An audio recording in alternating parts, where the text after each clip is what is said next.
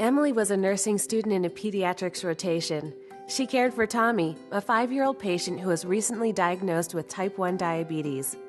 Tommy was going home soon, so she took a cell phone picture of him to remember him by. That evening, she posted his picture on her Facebook page, commenting how brave he was when he got his insulin injections.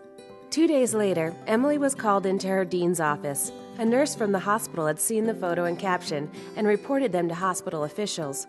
Emily was informed that her actions were a breach of her patient's confidentiality and a violation of federal privacy laws. Even though Emily had an excellent record as a student nurse and had only the best intentions in her post, she was expelled from her nursing program, and the program was barred from using the pediatrics unit for their students.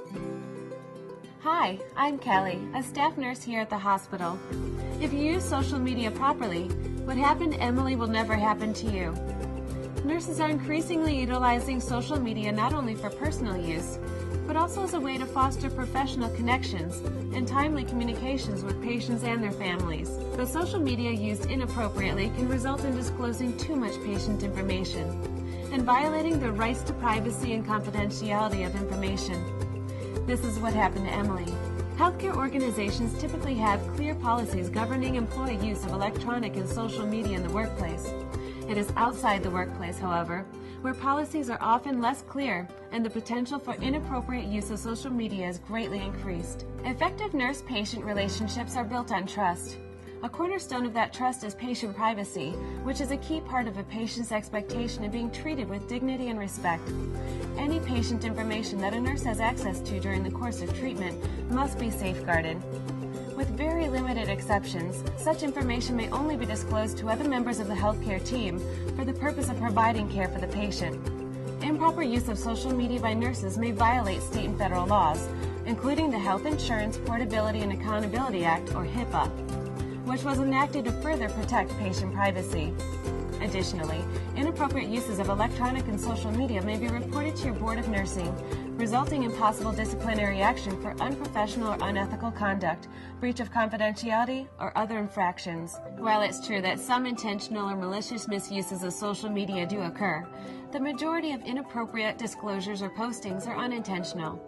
Usually, they're the result of the mistaken belief that the communication or posting is private and accessible only by the intended recipient, that content deleted from the site is no longer accessible, or that it is acceptable to discuss or refer to a patient in a posting if they're not identified by name. By being cautious and alert to potential or improper uses of social media, you can avoid inadvertently disclosing confidential information concerning your patients. Remember, you have an ethical and legal obligation to maintain patient privacy at all times. This means that you should never take photos or videos of patients using your cell phones or other personal devices. Be sure to follow employer policies for taking photos or videos of patients for treatments or other permissible purposes by using employer-provided devices. Even experienced nurses should be vigilant about avoiding serious violations of patient confidentiality, as Jason learned. Jason has been a nurse for 12 years and is working in hospice care. One of his current patients, Maria, maintains a hospital-sponsored online page to keep her family and friends updated on her battle with cancer. One day, she posted something about her depression and the difficulty of finding effective treatments for her physical pain. Jason saw the post and responded by writing a comment to Maria.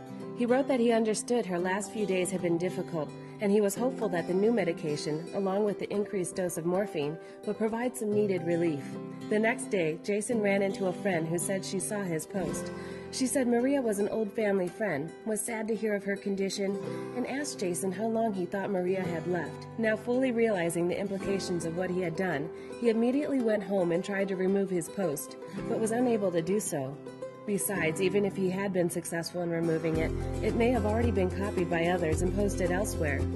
At his next visit with Maria, Jason told her what had happened and apologized.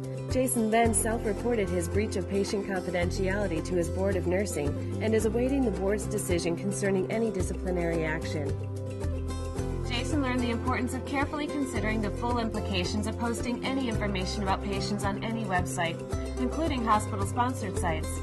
It may at times be appropriate for nurses to express empathy and support for patients on a website, but they must be careful not to disclose private patient information. Inappropriate use of social media can derail someone's dream to be a nurse, as it did for Emily.